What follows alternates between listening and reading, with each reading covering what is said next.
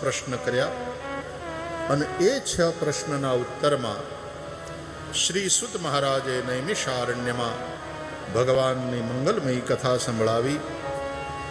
6 પ્રશ્નના જવાબ 12 સ્કંધમાં આપ્યા.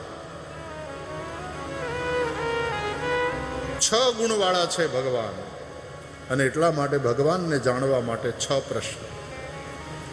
ઐશ્વર્ય, ધર્મ, યશ, શ્રી, જ્ઞાન અને વૈરાગ્ય. 6 ગુણ છે ભગવાનમાં. જેની પાસે ધન હોય એને ધનવાન કહેવાય, એમ જેની પાસે ભગ હોય એને ભગવાન કહેવાય.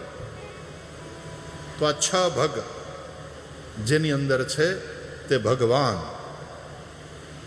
એ ભગવાનને જાણવા માટે આપ 6 પ્રશ્ન અને એના જવાબ 12 સ્કંદમાં. મુનય સાધુ પૃષ્ટોહમ ભવદ્ભિર્લોકમંગલમ યત્કૃતઃ કૃષ્ણ સંપ્રશ્નઃ યેનાત્મા સુપ્રસીદતિ. હે મુનિઓ, તમે બહુ સરસ પ્રશ્ન કર્યા. ભગવાન શ્રી કૃષ્ણ વિશે તમે પૂછ્યું છે. મુનિઓ, મનુષ્યનો પરમ ધર્મ એ જ છે જેનાથી ભગવાનમાં શ્રી કૃષ્ણમાં અનુરાગ થાય, ભગવાનમાં પ્રેમ ભક્તિ કરાવે. એ જ શ્રેષ્ઠ ધર્મ. અને ભગવાન ક્યાં રહેલો છે?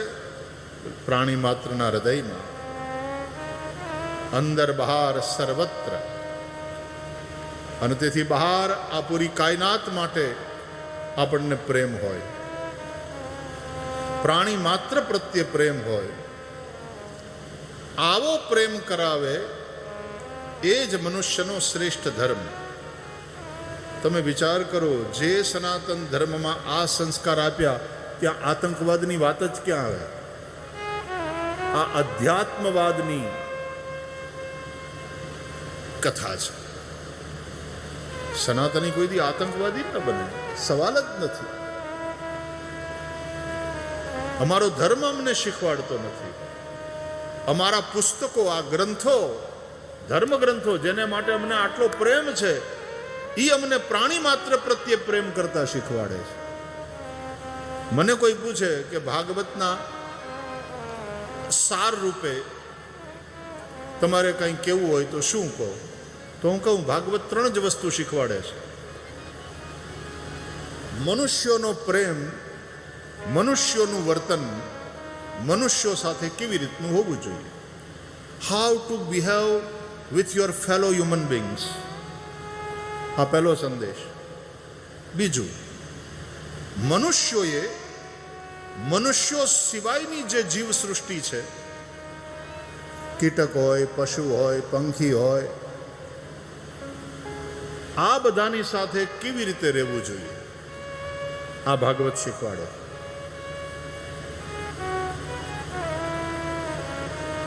સાતમા સ્કંદના એક શ્લોકમાં એનો જવાબ છે વાલા. આ પ્રશ્નનો જવાબ છે કે જે રીતે માતા પિતા પોતાના સંતાન સાથે વ્યવહાર કરે, એ જ રીતે માણસની જાતે બીજી બધી જીવ સૃષ્ટિ સાથે વ્યવહાર કરવો. આમાં બધું જ આવી ગયું. મા બાપ જે રીતે પોતાના બાળકનું રક્ષણ કરે છે, પોષણ કરે છે અને એનું કલ્યાણ થાય એવું કરે છે, એમ માણસની જાતે બીજા બધા પ્રાણીઓ એનું રક્ષણ કરવું, પોષણ કરવું, સૌનું ભલું થાય એવું કરવું.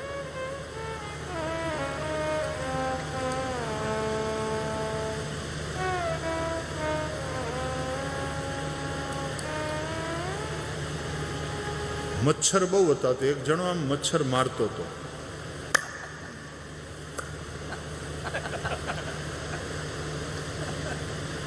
તો એક સાધુએ જોયું, એ કે શું કરે? કે બાપુ મચ્છર બહુ છે. કરડે છે એટલે મારું છું. એટલે સાધુએ જ કહ્યું, મત મારો ભૈયા, મત મારો. क्यों? कि ठाकुर जी का हेलीकॉप्टर है. कि हेलीकॉप्टर हो बराबर, पण अहीं करड़े नु हूँ तो कि पेट्रोल भरने आया. भगवान का दिया हुआ खाते हो और जो खून बनता है तो थोड़ा सा वो ले जाए. અને જાણકારો એમ કહે છે કે તમને જે કરડે છે ને એ માદા મચ્છર હોય છે, મેલ નથી કરડતા, માદા મચ્છર હોય છે અને એ પ્રેગ્નન્ટ હોય છે. એટલે એને પોષણની જરૂર પડે, ખોરાકની જરૂર પડે, એટલે કરડે છે.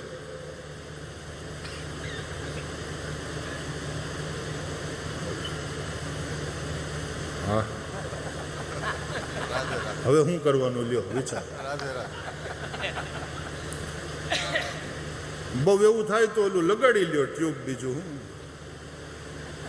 લીમડાનો ધુમાડો કરો અથવા તો હું ઓલી અગરબત્તીઓ આવે છે ને અમુક,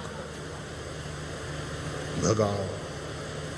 એક જણો મને કે એમાં કાંઈ મચ્છર બચ્છર ભાગતા નથી, એ તમને હુવડાવી દે છે, તમને ખબર જ ન પડે કે ઓલા કેટલા કઈડ્યા ને કેટલું લોહી પી ગયા હશે. ભાઈ વાત એ છે કે નીંદર આવી જાય. મચ્છર ભગાવો. તો મનુષ્યોએ બીજા મનુષ્યો સાથે કેવી રીતે રહેવું, કેવી રીતે વર્તવું, મનુષ્યોએ મનુષ્યેતર જે જીવ સૃષ્ટિ છે એની સાથે કેવી રીતે વર્તાવ કરવો, અને મનુષ્યોએ પ્રકૃતિ સાથે કેવી રીતે સંવાદિતા સાધવી, પ્રકૃતિનું રક્ષણ કેવી રીતે કરવું. આપણા શાસ્ત્રોએ, આપણા ધર્મે આપણને પ્રકૃતિનું પૂજન કરતા શીખવાડ્યું.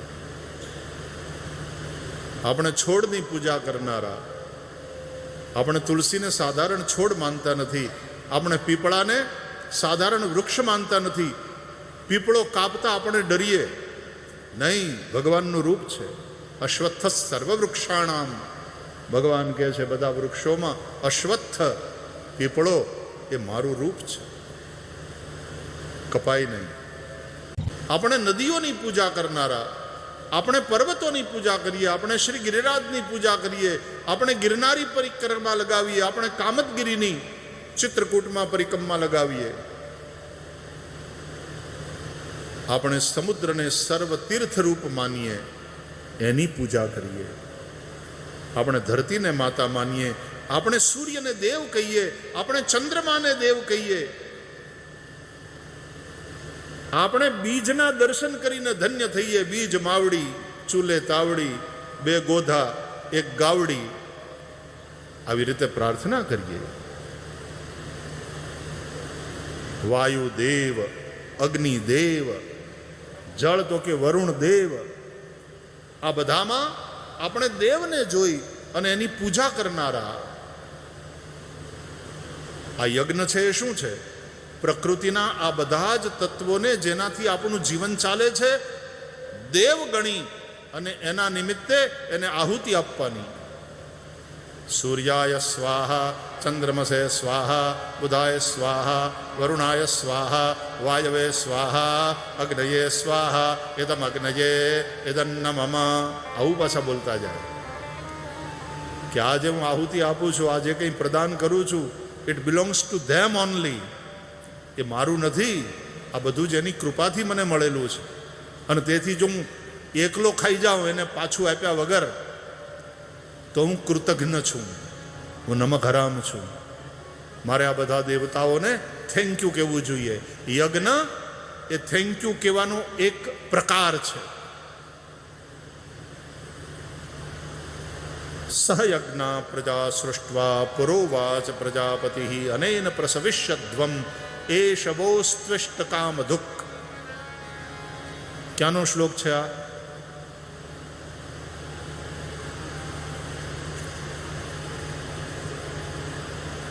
નિત્ય ગીતા વાંચતા હશે તો એને ખબર હશે.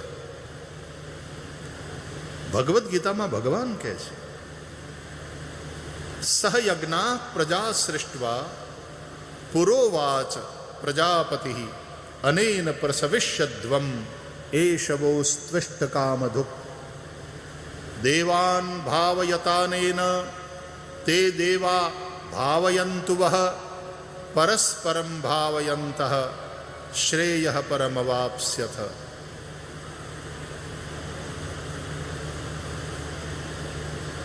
ગીતાના સૂત્રોને સમજો. આખું પર્યાવરણનું જે ચક્ર છે, એક જે સાયકલ છે, એને તોડશો નહીં, કૃષ્ણ કહે છે. એ પાપ છે. એવં પ્રવર્તિતમ ચક્રમ નાનુવર્તયતિ હયઃ અઘાયુરિન્દ્રિયારામો મોઘમ પાર્થ સજીવતી. એક શ્લોક લઈને યુવાનોને મારે કહેવું જોઈએ કે આ ખાલી ધાર્મિક ગ્રંથ નથી, જીવનના આમાં રહસ્યો છે, કામના છે. અત્યારની વર્તમાન જેટલી સમસ્યાઓ છે ને એના સમાધાન છે. આ શ્રી કૃષ્ણના વાક્યો છે. શ્રી કૃષ્ણ જગતગુરુ છે, એટલે જગત આખાનું કલ્યાણ કરે એવી આ ભગવદ્ ગીતા. બે પંક્તિ ગીતા વિશે. જાને ક્યા જાદુ ભરા હુઆ ભગવાન તુમારી ગીતા મેં मन चमन हमारा हरा हुआ, मन चमन हमारा हरा हुआ भगवान तुम्हारी गीता में. जाने क्या जादू भरा हुआ भगवान तुम्हारी गीता. जब शोक मोह से घिर जाए तब गीता बचन हृदय लाए. અર્જુન જેવી સ્થિતિમાં આપણે બધાય મુકાવાના. જીવનના કુરુક્ષેત્રમાં જ્યાં પળે પળે સંઘર્ષ છે, ક્યારેક શોક અને મોહ આપણને ઘેરી લે અને એને કારણે કિંગ કર્તવ્ય વિમૂઢ થઈ જઈએ, तब गीता बचन हृदय लाए. सारा भव सागर तरा हुआ, सारा भव सागर तरा हुआ भगवान तुम्हारी गीता में. जाने क्या जादू भरा हुआ भगवान तुम्हारी गीता में. श्री कृष्ण तुम्हारी गीता में. ओ नंदलाल तुम्हारी गीता में.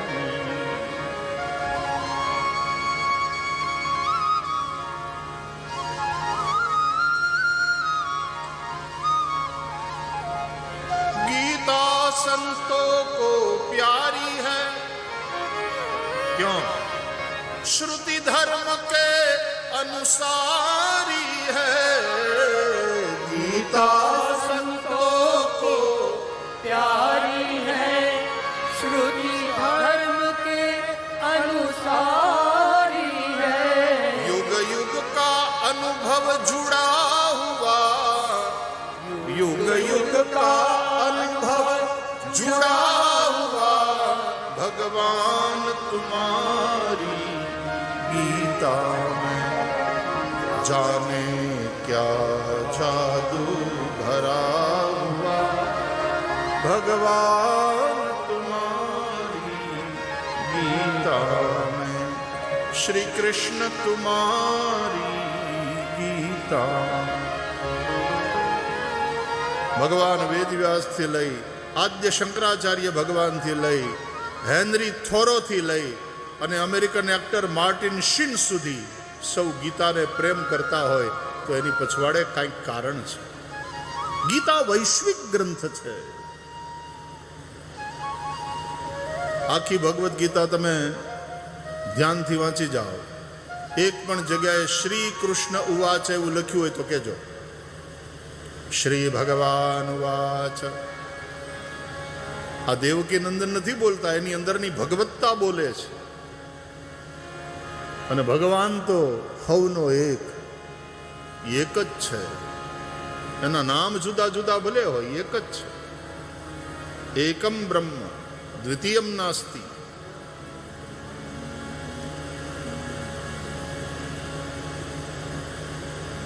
વિપ્રા બૌધા વદંતી. વિવેકી પુરુષો એને જુદે જુદે નામે ઓળખે છે. અરે આપણે આપણા હિન્દુ ધર્મની વાત કરીએ તોય આપણે ભજન ગાઈએ. વિષ્ણુ સહસ્ત્ર નામાવલી છે ને, એનો આપણે પાઠ કરીએ જ ને, અને પછી ભજન ગાઈએ. હરિ તારા છે હજાર નામ, કયા નામ લખવી કંકોતરી. તારા છે હજાર નામ, કયા નામ લખવી કંકોતરી. હરિ તારા છે હજાર નામ, કયા નામ લખવી કંકોતરી. હરિ તારા છે હજાર નામ, કયા નામ લખવી કંકોતરી. રોજ રોજ બદલે મુકામ, કયા ગામે લખવી કંકોતરી. રોજ રોજ બદલે મુકામ, કયા નામ લખવી કંકોતરી. મારા હરિ તારા છે હજાર નામ, કયા નામ લખવી કંકોતરી. હરિ તારા છે હજાર નામ, કયા નામ લખવી.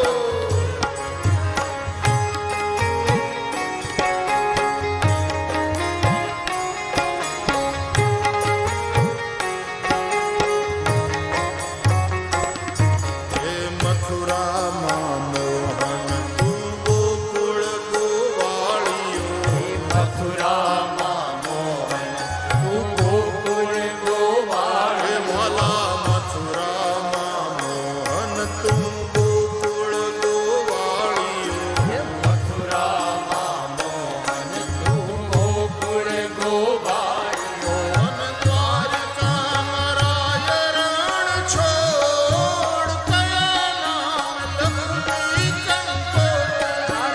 દ્વારિકામાં રાય રણ છોડ, કયા નામ લખવી કંકોતરી. હે હરિ તારા છે હજાર નામ, કયા નામ લખવી કંકોતરી.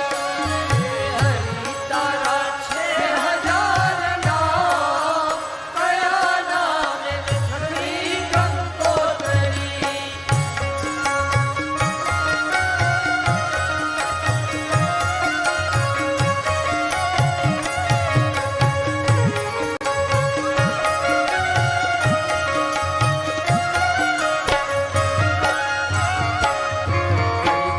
कोई तने राम कहे, कोई राधे श्याम कहे.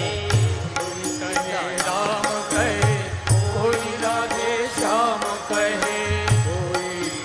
શ્યામ કહે કોઈ રાધે શ્યામ કહે, કોઈ ઘન શ્યામ કહે, કોઈ રાધે શ્યામ हे कोई कहे નંદનો કિશોર, કયા નામ લખવી કંકોતરી.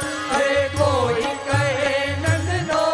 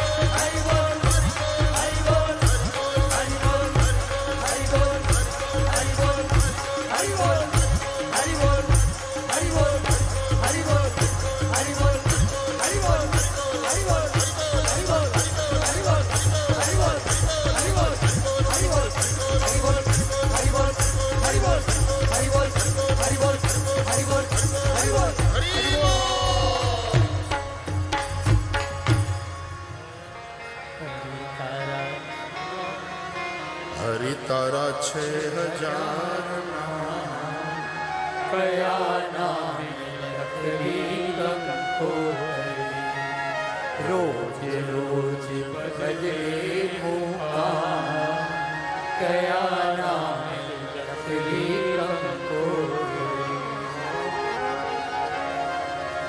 એકમ સત વિપ્રા બહુધા વદંતી. એ પરમ સત્ય એક જ છે, અને જુદા જુદા નામે લોકો પુકારે છે. સનાતન ધર્મની આ જે દ્રષ્ટિ છે એ વિશ્વને જોડનારી, માનવતાનું કલ્યાણ ઈચ્છનારી, એકતાને વધારનારી અને વસુધૈવ કુટુંબકમની ભાવનાને ચરિતાર્થ કરનારી છે. અને એટલા માટે સનાતનની આ વિચારધારા એ વિશ્વ આખાનું કલ્યાણ કરી શકે એવી ક્ષમતા આમાં છે. કારણ વૈચારિક ઉદારતા અને પરમત સહિષ્ણુતા આ બે આના મુખ્ય એવા તત્વો છે જે વિશ્વની સંપૂર્ણ માનવતામાં સંવાદિતા કાયમ કરી શકે અને સદભાવને મજબૂત કરી શકે. ભગવાનમાં આવી ભક્તિ કરાવે, આવો પ્રેમ કરાવે, એ જ મનુષ્યનો શ્રેષ્ઠ ધર્મ છે. ભગવાન મહાવીરના સમયમાં સેંકડો સંપ્રદાયો અસ્તિત્વ ધરાવતા હતા. કોઈએ ભગવાન મહાવીરને પૂછ્યું કે ભગવાન, આ બધામાં કોણ સાચું ને કોણ ખોટું? અને વાત તો બધા પછી જુદી જુદી કરે છે. હા, ક્યાંક કોમન વસ્તુ પણ છે, પણ ક્યાંક સિદ્ધાંતોમાં ઘણી બધી ભિન્નતા છે. તો આ બધામાં સાચું કોણ? આપણા ભક્ત કવિઓએ તો ગાયું કે ગ્રંથ ગડબડ કરી, વાત ન ખરી કરી. તો આ બધામાં સાચું કોણ? આટલા સંપ્રદાયોમાં કોણ સાચા, કોણ ખોટા? ભગવાન મહાવીરે બહુ સરસ જવાબ આપ્યો કે બધાની સાથે જો ભી લગાડો તો બધાય સાચા, અને હી લગાડો તો બધાય ખોટા. कि ये भी एक मार्ग है तो सब सही है, और यही सच्चा है, ये यदि कोई कहे तो फिर सब गलत है. तो एक परम सत्य સુધી પહોંચવાના રસ્તા અનેક હોઈ શકે. એ રસ્તો શ્રેષ્ઠ છે જે એના સુધી પહોંચાડે. અને બીજી વાત એ યાદ રાખવાની છે કે રસ્તા અનેક હોય ભલે, પણ ચલાય તો કોઈ એક જ રસ્તા ઉપર. એક સમયે તમે એક જ રસ્તા ઉપર ચાલી શકો. એકમ સત વિપ્રા બહુધા વદંતી. ભક્તિ એ જ એ શક્તિ છે જેને લઈને ભગવાન અવતાર લે છે. તમે ધ્યાનથી જો કથા સાંભળતા હોય અને 6 પ્રશ્ન જે પૂછ્યા હતા હમણાં એ યાદ હોય તો હવે સાંભળો કે એ 6 પ્રશ્નનો આમ જુઓ તો એક જ જવાબ છે, અને એ છે હરિભક્તિ.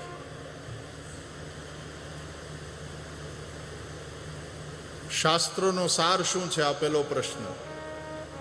હરિભક્તિ, પ્રેમ. શ્રેય શું છે? આ બીજો પ્રશ્ન. એનો જવાબ પણ આ જ, હરિભક્તિ. કલ્યાણ એ જ કરે. સ્વયં આદ્ય શંકરાચાર્ય ભગવાને જેણે મોક્ષની જ વાત કરી, જ્ઞાનની પ્રધાનતા માની, એ પણ લખે છે મોક્ષ સાધન सामग्र्याम भक्ति रेव गरीयसी. मोक्ष की प्राप्ति के जितने भी साधन हैं उन सब में भक्ति ही सबसे श्रेष्ठ है. आद्य शंकराचार्य भगवान ये कहते हैं. ભગવાનના અવતારનું પ્રયોજન શું? આ ચોથો પ્રશ્ન હતો. Again same answer, Haribhakti. ભગવાન ભક્તોને માટે આવે છે. બ્રહ્માનંદજી કહે છે, ભક્ત હે તુ હરિ રૂપ બનાયા, બ્રહ્માનંદ મેરે મન ભાયા. કોના માટે અવતાર લે છે? ગોસ્વામી તુલસીદાસજી કહે છે, ભગતિ ભગત ભૂમિ ભૂ સુર સુર વિસુર હિત લાગી કૃપાલ કરત ચરિત ધરી મનુજ તનુ સુનત મિટત જગજાલ. ભગત ભૂમિ ભૂસુર સુરભી और સુર આટલાના હિત માટે ભગવાન અવતાર લે છે. અવતારનો કોન્સેપ્ટ જે છે ને એ ભક્તિને કારણે જ છે. ભક્તોને માટે થઈને ભગવાન આવે છે. અરે ભક્ત હેતુ હરિ રૂપ બનાયા, બ્રહ્માનંદ મેરે મન ભાયા. ચાહે રામ રૂપ हो चाहे कृष्ण रूप हो, भक्त हेतु हरि रूप बनाया, ब्रह्मानंद मेरे मन भाया. चरण कमल बलिहारी रे हो चरण कमल बलिहारी हो चरण कमल बलिहारी रे. चरण कमल बलिहारी मुझे दे दर्शन